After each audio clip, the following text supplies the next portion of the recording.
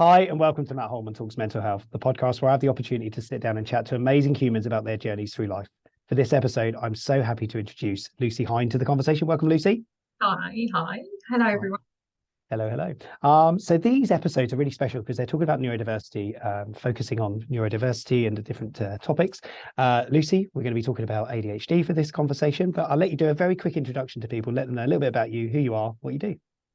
So, hello, everyone. Again, I'm Lucy Hine, and I am a mental health professional. So, I specialise in mental health training, therapy, and coaching. But I was diagnosed with ADHD, and this is why I'm here. And I'm here to talk about that. Yeah. Okay. Privately practice. I'm in my garden. Yeah. That's all I want to say at this point, actually, Matt. I think I'm good. All right. Brilliant. Okay. So private practice, in your garden, and ADHD and mental health professionals. So lots of things we're going to unravel in this as well. And there's a reason why you do what you do and why you're so good at what you do as well. So let's talk about your journey with neurodiversity, because that's the flavor for these conversations. I'm just going to pass that over to you, Lucy. Tell us a bit of a story about your life and, your diagnosis. Well, my diagnosis is fairly recent, so very recent actually, this year. So I had my assessment in January, and then received my report. But I must say, to confirm everything that I had been thinking my whole life. Right. 37. So yeah, my 37 years, I have felt different. So it's an interesting one when I talk about neurodiversity, because I would say that I was born different anyway and had an awareness of being different. And I'll touch on why I felt that way in a moment. But the diagnosis has come through. Here I am, it's ADHD. And I have such a positive spin on my ADHD because I have 37 years of evidence on how I believe ADHD and the symptoms of ADHD has worked for me and helped me to thrive in life, actually, Matt. Brilliant. Well, I'm really pleased to hear that, and that's obviously one of the reasons we want to put these stories out there, is so that people see, it's not actually so much the negatives of it. But we'll talk about those a little bit as well. But let's talk about those sort of experiences then. So you've got many examples, I'm sure. Give us some flavors and ideas as the things that have happened in your life prior to the assessment that's only just taken place a few months ago. Yeah, so when I was born with a rare congenital disease called Hirschsprung's disease, and that is super serious. So even now, people who are born with Hirschsprung's disease are born with a problem in their bowel. So that's it really. The intestines, something isn't working, and you have to have serious medical intervention, surgery to be able to correct the problem. And I was kind of discharged from Hirschsprung's disease around the age of 10.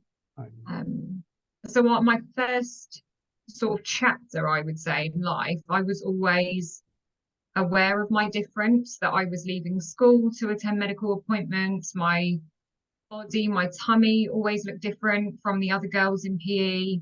I had to hide away when I was getting changed for netball. Or great swimmer, Matt.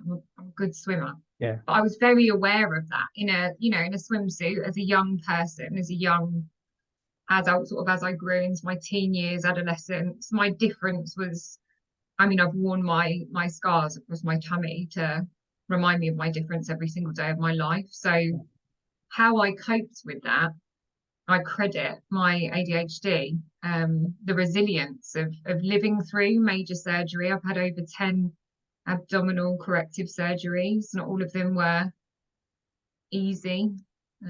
But I say not all of them because a lot of them I didn't remember. I was a newborn baby and had my first surgery at 1 day old, 3 days old, and so forth. So more trauma and traumatic for my parents, of course, as opposed to me. So I wrote a book called Born to Be Different, and it was all about my Hirschsprungs and how I sort of developed a resilience and a positive outlook on life, because I was sort of living and breathing the outcome of when something goes wrong and you nearly die a few times. This is how it is. This is what happens. I was living every day remembering I had major scars across my abdomen, but as I was told by my parents, that's because they kept you alive, Lucy. You were born for a reason. So just keep moving forward. And my parents form a huge part of who I am today, of course. And I credit them massively, especially my dad, for how he's helped me with my mindset and just sort of appreciating my own ADHD symptoms along the way, I suppose, of my 37 years. Because it's only when I suppose not many people talk about what happens when you get diagnosed, and you go on a bit of a timeline, you look back and you try and make sense, you try and navigate your life before the diagnosis, and I suppose positives and negatives. So very impulsive behaviours in my adolescence beyond a sort of normal, whatever that is, adolescent stage, I suppose. The impulsivity and risk taking and general energy for life, and being very irritable, very busy. It's an interesting one when you get diagnosed, because you automatically, I suppose I have, gone back over the years and thought, that'll be why I did that, or that'll be why I said that in that conversation at Christmas. What was I thinking? I've upset like however many family members, or that was why I did that on a night out with the girls when I was however old. And it kind of helped me make sense, I suppose, and validate my life to this point. And you mentioned in there you wrote a book, Born to Be Different. You didn't know you had ADHD at that time, right? No.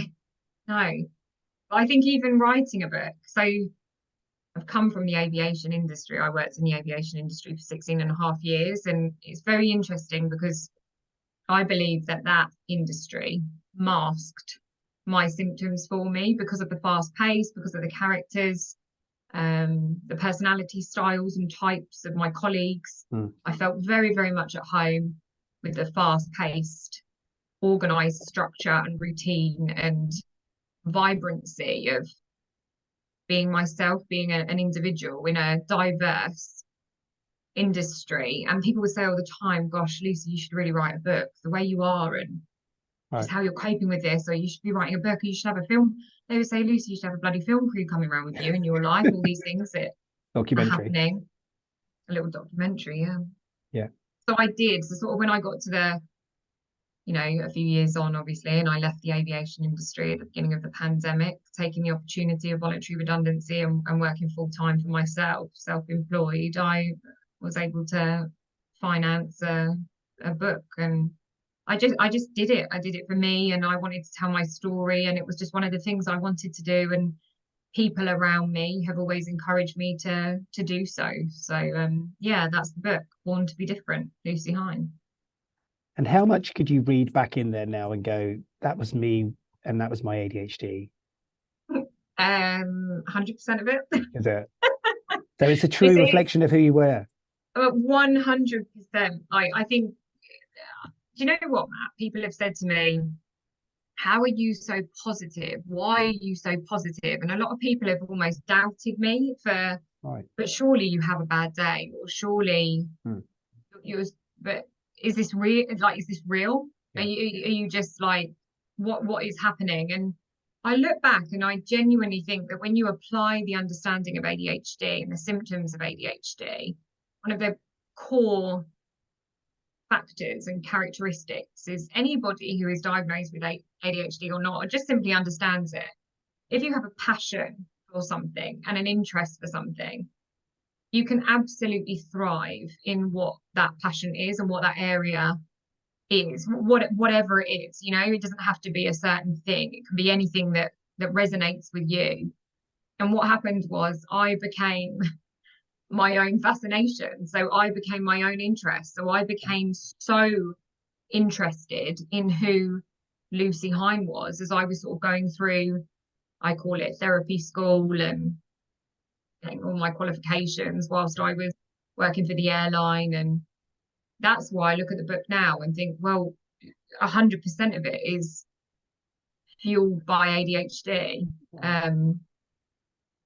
Because I'm not sure that I've met many other people outside of a neurodiverse perspective who have lived with a rare congenital disease or survived surgery and had the same take on things as I have, processing anxiety, PTSD, recognizing trauma in the family, and very self-explorative, and a journey for not only myself but my family too. Yeah. I find it fascinating. Thank you, Lucy, for sharing all of that. And it's interesting, isn't it? As a having the ability to see these things and learning more about ourselves in these journeys, it comes to quite an interesting point, though, of 37 years old, having a diagnosis of ADHD. What prompted that to happen? Why did you think I need to do this? Yeah, I suppose when you get told like all your life that I've not met anybody like you, like you're kind of different, and people talk to you in that way. I must say that's not always healthily received when people are aware of your difference and you're Right. not in a Yeah. room of people. Matched with being a mum and watching my children grow and seeing almost a mirror image of myself every Right. day, Right. especially in my son, who is incredibly successful for his age with sport, Okay. and recognizing myself as a young swimmer and athlete, and the energy, and starting to apply the theory of ADHD to him. So sort of blending my professional and personal skill set and observation. Yeah. I thought actually he's still young, primary school age. I'm referring people a fair amount for ADHD assessment, sort of specialising in anxiety disorders. It can go quite hand in hand with the adrenaline and symptoms that are present in anxiety, and the amount of cortisol that's running through us anyway as general ADHD people. Yeah. I thought actually I don't want to put him through that if it just transpires I don't have any neurodiversity at all. I don't have ADHD. This could just be Lucy, and I could genuinely be a very positive, resilient person, and that's that. So I referred myself. So that's sort of the pathway that I took, Yeah. was because I thought, how can I help my children, and specifically my child, to continue to thrive in the area that he is already doing.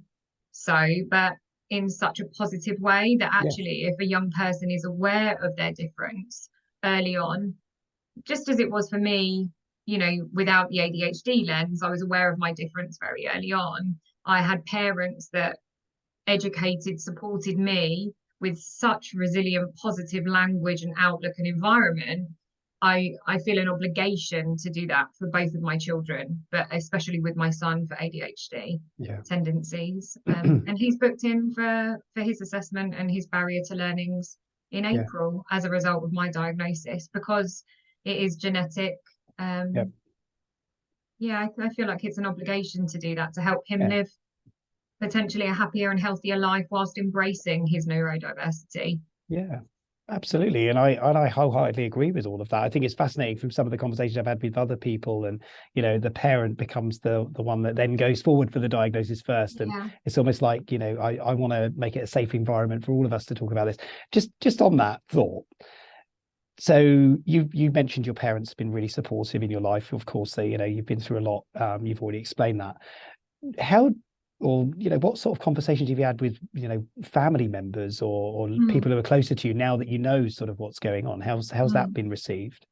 Yeah, I spoke about sort of the timeline that automatically happens, and I believe happens for a lot of people when they obtain diagnosis. You kind of look back, and I think one of the key things of it, the condition being genetic, I resonated with how similar I am to my dad, Right. and spoke very honestly and openly with my parents of, I feel like I connect more with dad than I do with anybody else around a dinner table. Why is that? If I'm working successfully as a mental health coach, psychotherapist, why am I not connecting with my own family around a dinner table? Like, I can't be good at what I do professionally, but not good at interacting with my own family. So I was very open early on about the reasons why I was wanting to put myself forward for diagnosis and assessment, and said, I don't really expect anything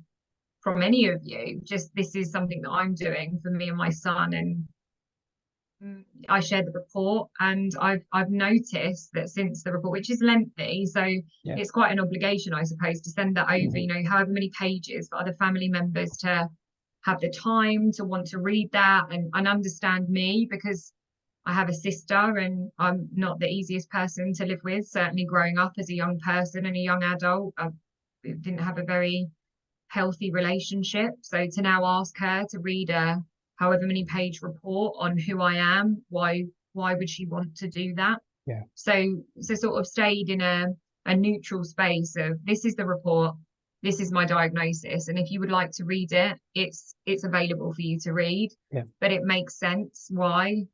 I hope young children aren't going to watch this. Why I told you that Father Christmas wasn't real and just blurted that out one day. Why I, you know, in your opinion, created an argument over Christmas dinner one time, or I just couldn't see anything from your perspective, or maybe this is why. Maybe it's not. Yeah. It's not the sole cause, right? No, of I course. appreciate I could generally be a bit of an arse, you know, like I'm not perfect, We but all can. We all can. Don't worry. that Yeah. makes me feel better. Yeah. Yeah.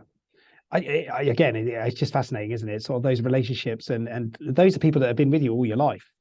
They've seen you all your life, and it's that question then of, if only, you know, I always reflect and think, well, if only I knew that earlier, or if I was aware of that sooner. And that's one of the reasons why these stories are so powerful, I genuinely believe, is because we're sharing the reality of what it's like, but we want people to know earlier what's going on so that they're able to support themselves better, or at least know what it looks like. In terms of supporting yourself, so obviously now that you're aware of what's going on, albeit you probably already knew, you know, for a long time that there was something there. How do you look after yourself? What's your sort of self-care sort of element now with all of that? Because there's a lot of stuff to go, you know, with ADHD, of course, there's the highs and then there's the lows, and how do you manage that for yourself, Lucy? I suppose I look at it as a complete parallel with mental health, and Yeah. I think this is why the interest for me is only growing and has grown considerably since the diagnosis, because early intervention is vital. And how I'm looking after myself is by embracing my ADHD as a valid experience of who I am. So not shying away from it and actually talking about my ADHD in conversation, even with clients, doing things like this with you, Matt. So that's one of the first things, is not hiding from it and acknowledging it within my experience, and utilizing the report, actually sort of recognizing that a lot of my struggles in life sat very much identified in academic side of things. So reading lengthy reports and articles and studying psychology, you can appreciate there was a lot of articles and experiences that I've sort of had to come against. And it's only shown me that I must have had such an interest for the subject that I specialize in, because I stayed with it and found different ways of adapting. So I look after myself from almost a spectrum, in answer to your question, by recognizing that I do need longer time in between my clients, because I use my hyper focus and my super alert attention with every client I work with. So I sometimes have a 2-hour break in between clients. Sometimes I don't work a morning and I only work an afternoon or an evening, and embrace that my organization and structuring of my business, knowing that my clients get the very best of me at all times, because I am looking after myself very well, and also appreciating how much downtime I need, because with ADHD there is so much hyperactivity in the brain that it's very difficult sometimes to recognize when it's important to switch off. And I recognize that my physical health will be what indicates that to me. So I'll get a headache, or I'll recognize I haven't had lunch, or I'm only snacking, or I'm having way too much coffee or an energy drink, or what am I doing? I haven't had a meal. So self-care and managing ADHD is an ongoing daily practice, just as it would be for my mental health and what I would preach to anybody else about their mental health. So I don't see it any differently. I just look at it as I keep structured within my approach.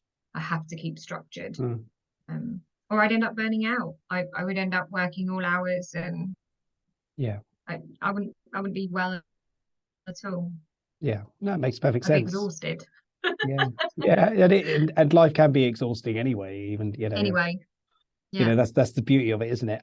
Lucy, we are coming towards the end of this conversation, believe it or not. It really is a shame, but I will let you sort of say the final words as well. So very sort of Jerry Springer style, right? But anything you want to share as a like final thoughts, just a couple of minutes or so, just things that you think is important for other people out there listening to this to consider, or maybe just some advice or whatever you want to say, really, or any motivational quotes that you've got. I always like a motivational thought as well at the end, so I'll throw that one over to you. I think for me, it's always trust yourself. So trust your own intuition on something. Mhm. If you know that that just doesn't feel right, or you recognize in a room that you feel different, or you don't fit in, or there's something there that makes you feel less of yourself or shame for yourself, try not to hide that or sit on that for too long. Figure it out, find out why do I feel like I don't fit in here, or why do I feel like this has happened to me on counseling courses, in school, in social settings. All of my life I felt different. Oh, But it doesn't have to sit in a negative space. You can get the right support, whether that's diagnosis or not, whether that's medication for some people or not. You can get help. There are people out there that can support you on your journey by simply embracing who you are and embracing your difference. Maybe if you feel different in a room full of people, it's because that room was never meant for you in the first place, that actually something better is waiting for you in the next room or in the next chapter of your life or whatever. That I think too many of us are trying to conform to things that we have to fit in, within society or within our families or our friendship groups. I say embrace the difference and be proud of your difference, yeah. because it is my belief that the world needs more people like us with neurodiversity to have a creative spin and thought process on problems that are going on, And I know that that was meant to be one sort of motivational quote, but this is somebody with ADHD that definitely can't answer it. Motivational. It wasn't 3 hours, so it was. It You, wasn't three you did hours. well. Yeah, you did well. You kept it in the Yeah, framework of 2 minutes, so I love there we that. go. So brilliant. And a motto for life from you? Anything? What do you live by? What do I live by? Be yourself. Be yourself. That I don't There you know. go. I'm myself. Be yourself. I Yeah. born to be different. I don't know. Be different. I whatever that is. Be This different. Yeah. if you're born to conform, What a boring place it would be. well, I don't there we know. go. There we go. Not I everybody's agree. going to like you, but it's not our job to have people like us. I don't You know know. what? Let's get the balance. The people will find your people will find you. Yeah. You'll Yeah. find each other. Yeah. So we don't have to just fit in, even if it's hard. It's really hard. Mm, yeah. I really appreciate that. And you talked about the chapters of your life, and you're in a new chapter because now the new, I am. awareness of what's going on. So that's going to Yeah. help to drive your future. Lucy, it's been an absolute pleasure having this conversation Thanks. with you. I love listening to you talking about your experience and everything else, because you've got such a wonderful perspective and insights, of course, as everybody does in these conversations. And that's just the thought, isn't it? Wouldn't it be great if we could all just sit down around the table or on a Zoom call or in a meeting or wherever it is and just tell people who we really are, versus Yes. having to keep pretending and putting masks over everything to just conform to normality. Mm. Lucy, thank you so much. I really appreciate it. Thank I wish you you, all Matt. the very Thank best. you. Thank you. You're welcome, and thank you. And for anybody listening, please, we hope you enjoy these sessions or these conversations. And if you'd like to get involved, please feel free, reach in. Always looking for new guests in the future. So thank you so much, Lucy. Take care of yourself, and I will speak to you very soon. Thanks very much, Take Matt. care. You too. Bye, everyone.